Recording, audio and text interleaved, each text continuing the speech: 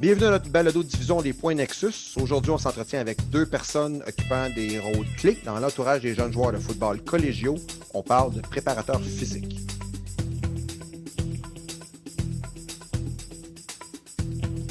Nos invités aujourd'hui, Philippe Dion, préparateur physique des Nordiques du Collège Lionel Groulx, membre de l'équipe du centre Perform Plus, la Dubs Nation à Boisbriand. Phil, comment ça va? Ça va bien, et toi? Oui, ça va, merci. Et un revenant, Anthony Blais, préparateur physique, entraîneur au sein des électriques du Cégep de Shawinigan, membre fondateur du groupe athlétique de Shawinigan également. Il était avec nous lors de notre toute première séance Les Points Nexus en 2020. Anthony, comment ça va? Ça va très bien, toi? Ça va super bien. Messieurs, merci à vous deux d'avoir pris le temps de nous parler, d'être ici aujourd'hui.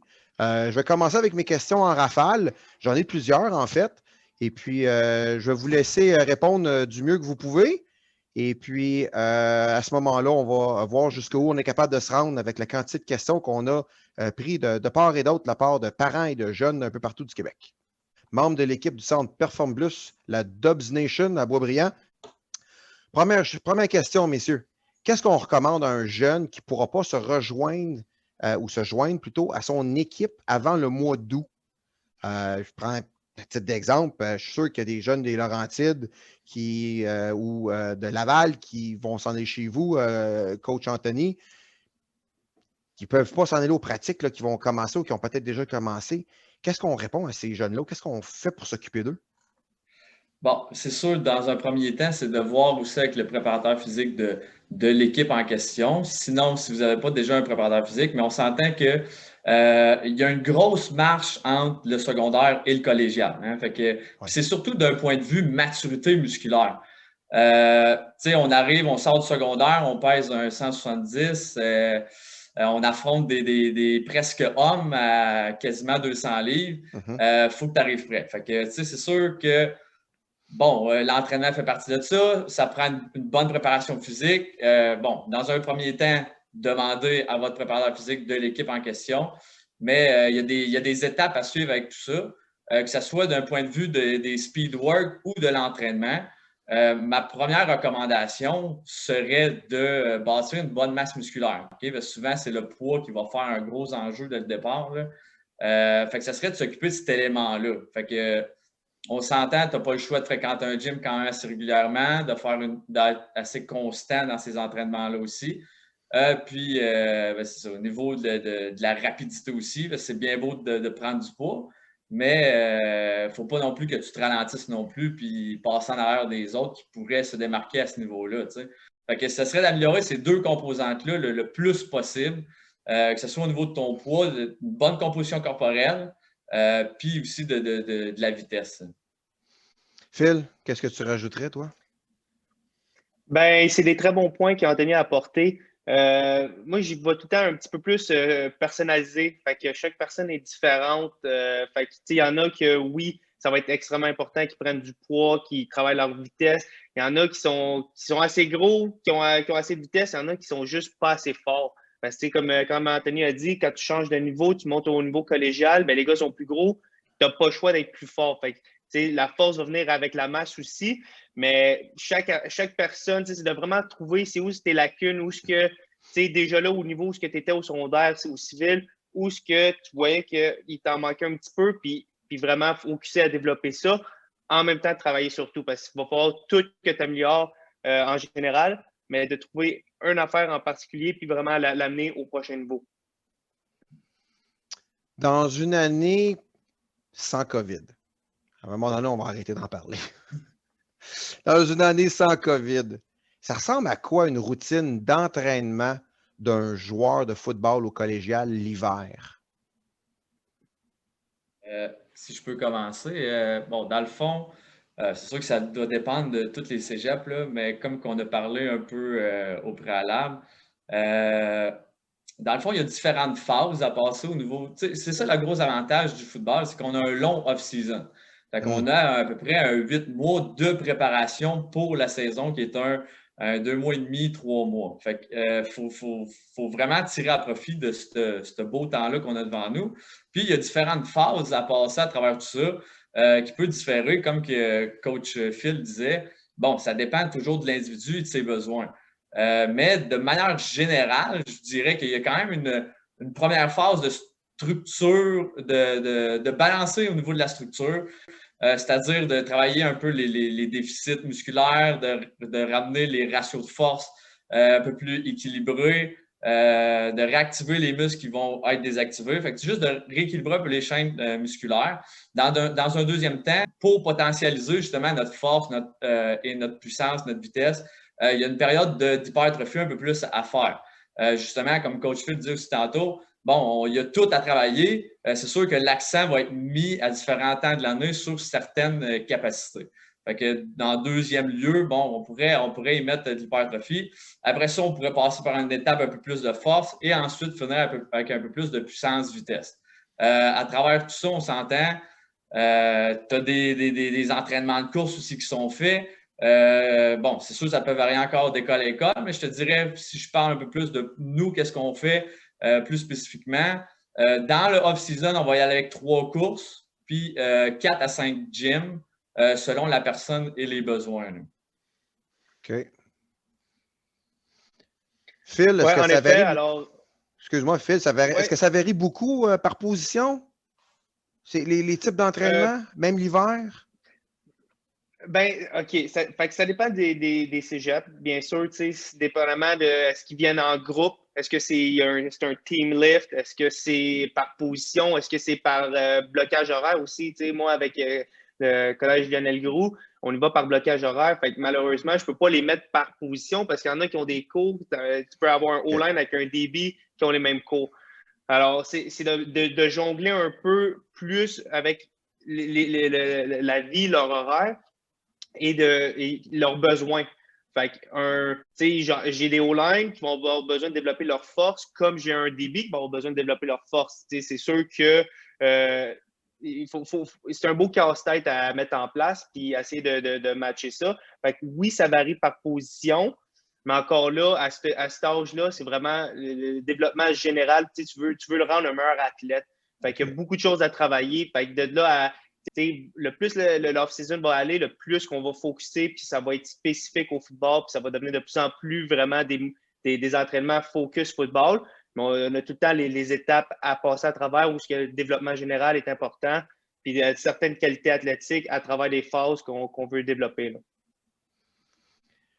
Je pense qu'on peut s'entendre que la saison de football pour le collégial et les jeunes scolaires, ça se termine au mois de novembre.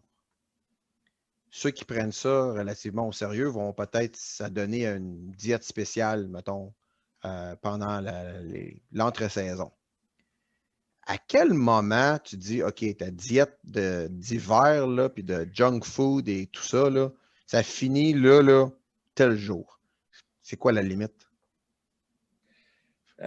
Moi, personnellement, j'aime pas trop le terme diète. Okay? Ça sonne beaucoup avec défaite, puis ça a une connotation un peu restrictive. Okay. Je suis pas. C'est sûr qu'on peut parler de plan alimentaire, mais il reste que, mettons, où est-ce qu'il n'y aurait pas de limite? C'est que moi, je m'entends pour dire que c'est une habitude alimentaire que tu prends. Puis dans cette habitude-là, ben, il n'y a comme pas de temps. Là. Fait que tu acquiers un peu ces habitudes-là, puis tu veux les persévérer dans le temps. Parce qu'après leur carrière de football, il y a la vie aussi. Fait que tu sais, on leur apprend pas juste à performer dans le moment maintenant, mais aussi à bien s'alimenter aussi, puis prendre soin de leur santé durant toute leur vie aussi après. Fait que, je pense que c'est des habitudes alimentaires, puis je pense pas qu'il y ait de début ni de fin à ça. C'est sûr, bon, on s'entend, c'est des jeunes, c'est des étudiants, puis même nous, je veux dire, on est des êtres humains aussi. Il y a des moments où est-ce qu'on est plus lousse, si on veut. Puis je te dirais que pour répondre plus spécifiquement peut-être à cette question-là, je te dirais que la transition, peut-être jusqu'aux fêtes, mais en revenant des fêtes, tu sais, c'est reparti, là, OK? C'est sûr, encore là, ça dépend de chaque athlète. Tu sais, il y a des athlètes qui vont être hyper sérieux, qu'eux, ils n'arrêteront jamais.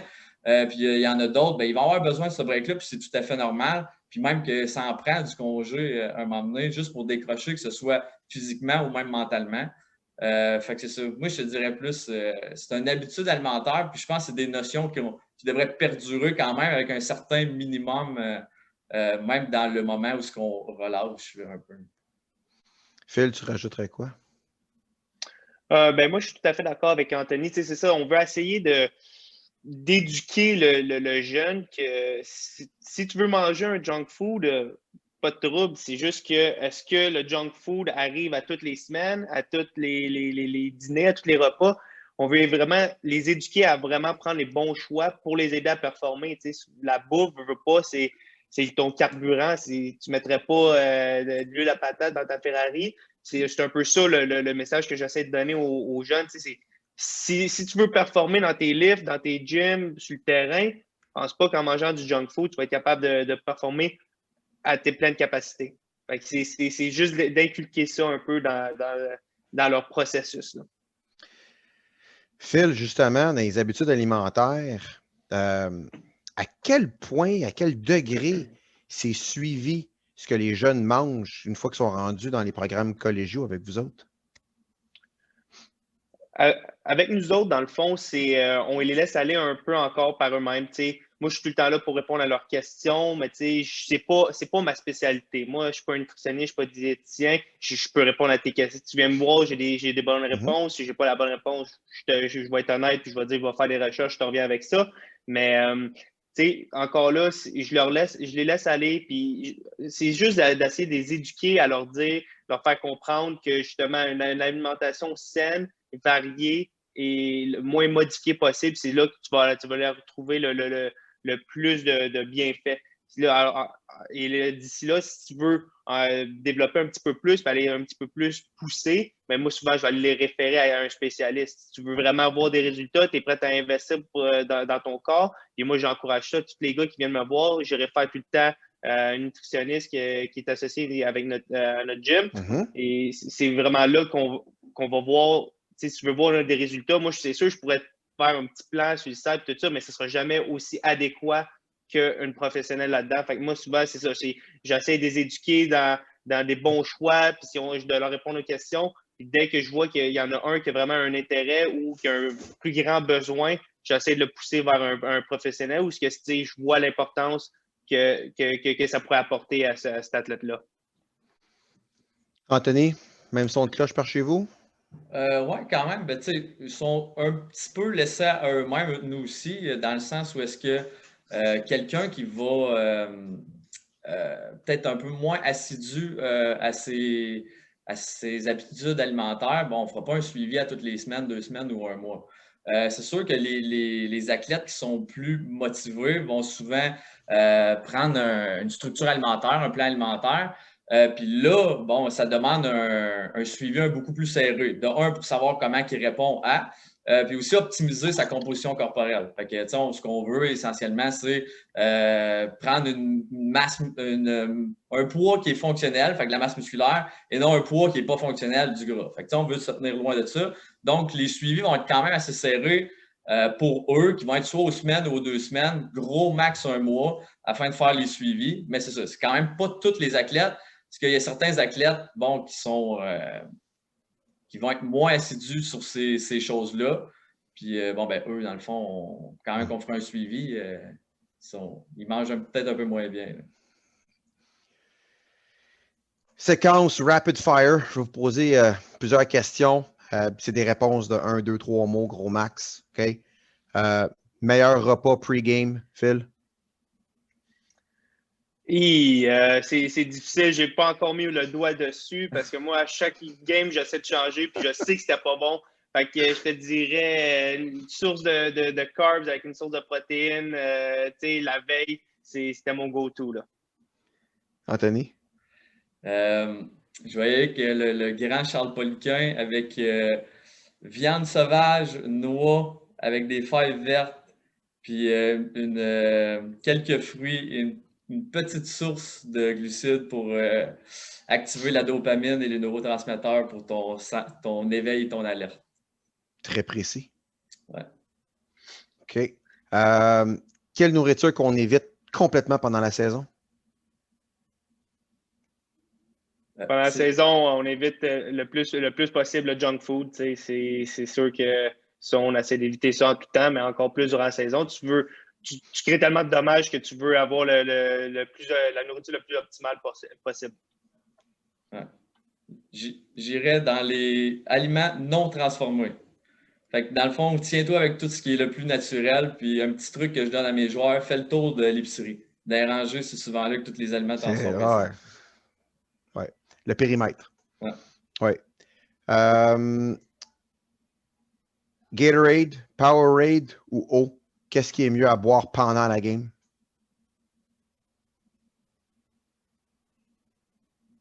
Bon, je vais y aller. Vas-y, Anthony. Écoute, moi j'irais avec un choix qui n'est pas dans le tien, Delta Charge, qui est comme un step-up un peu du Gatorade Powerade, qui n'a pas des sucres simples, sucres un peu plus complexes à différentes vitesses, tu as quand même tes électrolytes, puis tu as même un peu de BCA et autres là, pour venir bonifier ta performance. Qui est offert chez XPN. J'ai pas de code chez XPN, là, mais je pense que tout le monde va aller googler ça. C'est le meilleur produit. Phil? Moi, honnêtement, durant la game day, c'est comme tu veux. Fais juste pas trop abuser. Si tu ne penses pas que tu bois du Gatorade, que tu vas mieux performer, là, c'est là juste pour donner un mini boost. Mais qu'est-ce que tu veux? Si tu es une personne de Gatorade, vas-y, si ça te met dans le mindset pour performer. Là. Il reste toutes des bonnes options. Quand est-ce qu'on mange lorsque la partie elle est à la maison? Et est-ce qu'on mange au même moment quand on est sur la route? Fait que, on va commencer par la première question. Qu'est-ce qu'on mange quand on joue à la maison, un home game? 1 heure avant la game, 2 heures, 3 heures? Quand est-ce qu'on prend le repas? Moi, personnellement, il ne faudrait pas que ton repas soit trop loin, ni trop près non plus pour que la digestion soit faite. Donc, moi, je te dirais 1 heure, 1 heure et demie, idéalement. Okay, ce n'est pas tout le temps faisable, mais si tu es capable de le faire, moi, je pense qu'un heure, 1 heure et demie, tu as le temps de gérer, puis tu es juste correct aussi pour avoir ton énergie, pour pas avoir faim non plus pendant ta game. OK. Puis que ce soit sur la route ou à la maison, ça ne change rien. Hein? Ouais. T'essayes que ça soit le même timing, le plus possible. Okay. Vu que c'est le plus optimal, tu vois. Phil? Moi, je te dirais que bien souvent, le monde il pense que OK, il faut s'alimenter avant la game, whatever. Ton gros repas, le repas le plus important, va se faire la veille. Fait que 24 heures avant, ça, c'est ton gros repas. Ensuite de ça, le jour du match, dépendamment de quand est-ce que tu joues, tu veux essayer de planifier pour que le matin, si tu joues en après-midi, tard en après-midi, en soirée, tu peux ton ton moyen repas soit le matin. Ensuite de ça, le plus que tu t'approches vers la game, le plus tu veux que ce soit des aliments qui sont faciles à digérer et un petit peu plus moins intenses. On connaît tous des joueurs qui ne sont pas capables de manger sur la journée du match, puis ça, c'est bien important quand même que tu sois capable de nourrir ton corps. Ton gros repas, ça devrait être la veille. Puis ensuite de ça, game day, c'est juste d'essayer de venir complémenter pour aller t'assurer que tes sources d'énergie, toute ton énergie soit plein. Fait que le gros repas la veille, ensuite de ça, le matin, c'est ton moyen repas, plus ça s'en va vers la game, le plus que tu réduis. Puis ça devrait être la même chose, que tu joues à la maison, que tu joues away. Tu joues une game de foot, la game de foot va rester la même. Fait que faut que tu trouves une façon, un snack que tu es capable de manger autant bien sur la route, dans l'autobus, que quand tu joues à la maison. Quel supplément les joueurs devraient sérieusement considérer une fois qu'ils sont rendus au collégial? Moi, c'est 2 suppléments que je recommande tout le temps à tous mes athlètes, puis c'est même bon pour n'importe quelle personne. Là. Ouais. C'est 2 suppléments excellents pour la santé, soit la multivitamine puis l'oméga 3. Multivitamine, bon, t'as déjà là, tu as une fondation, tu t'assures sur ta police d'assurance, tu as un minimum de tout. Fait que tu peux y aller avec ça. Puis oméga 3, ben, on mange pas assez de saumon, de poisson, justement des gras animaux. Ben, pas animal, mais au niveau du saumon, de la sardine, c'est tous des trucs qu'on mange pas assez. OK, je vais rajouter ça à ma diète aussi. À mon alimentation. Bon. Phil? Moi, je te dirais, rendu au niveau collégial, ça va être protéines. C'est la classique, un peu de protéines mixées avec des carbs en anglais là, pour Glucides. l'absorption soit mieux. Oui, les glucides, merci.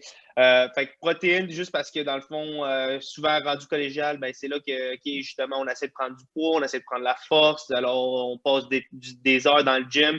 Fait qu'on en a beaucoup de dommages musculaires qu'on fait. Fait que oui, on va essayer de manger une diète saine qui va essayer de nous donner tous les rapports caloriques qu'on a besoin.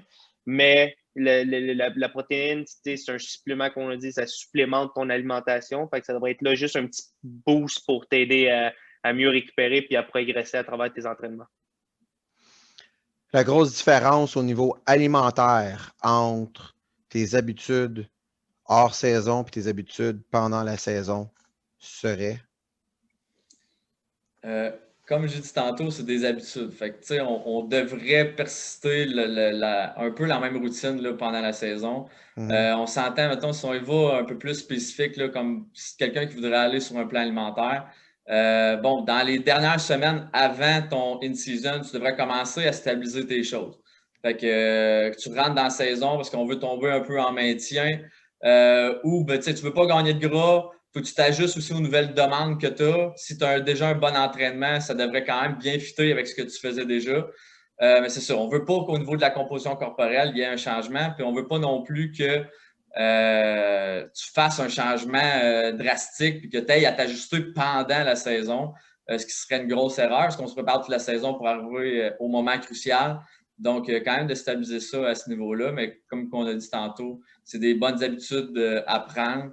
Puis tu fais juste persister ça durant la saison. Là. C'est sûr que peut-être qu'au niveau des glucides, vu qu'il y a plusieurs pratiques, 3, 4, 5 par semaine, plus une game, on pourrait peut-être augmenter à ce niveau-là, vu que les demandes sont plus importantes. Mais sinon, c'est ça. Moi, je stabiliserais ça un peu avant la in-season, juste pour créer une habitude. Phil, la grosse différence? La grosse différence, ça va être souvent dépendamment de c'était quoi les buts durant l'off-season. Il y en a qui c'était de prendre de la masse. Il y en a d'autres qui c'était pour perdre du poids, pour les aider à aller un petit peu plus vite. Fait que dépendamment de c'était quoi le changement, rendu in-season, c'est le temps de performer. Fait que c'est plus le temps d'aller chercher de la masse ou d'en perdre, c'est le temps de performer. Alors, ça va être bien important qu'on soit, pour performer, on ait toute l'énergie nécessaire, puis pas en excès, pas qu'il en manque, juste pour être sûr que quand tu arrives sur le terrain, tu te sens on top of your game. Fait que c'est juste de ramener ça à un niveau où ton alimentation durant la saison, elle devrait être quand même similaire, puis elle devrait se ressembler pas mal à travers toute la saison, parce que c'est justement la recette qui fait que pour toi, individuellement, c'est là que tu performes le mieux. Messieurs, ce fut de très bons conseils. Merci beaucoup de les avoir partagés avec nous. On vous souhaite la meilleure des chances, un succès monstre sur les terrains cette année avec vos monstres personnels. Et on se revoit bientôt. Merci beaucoup. Merci. Merci. Merci.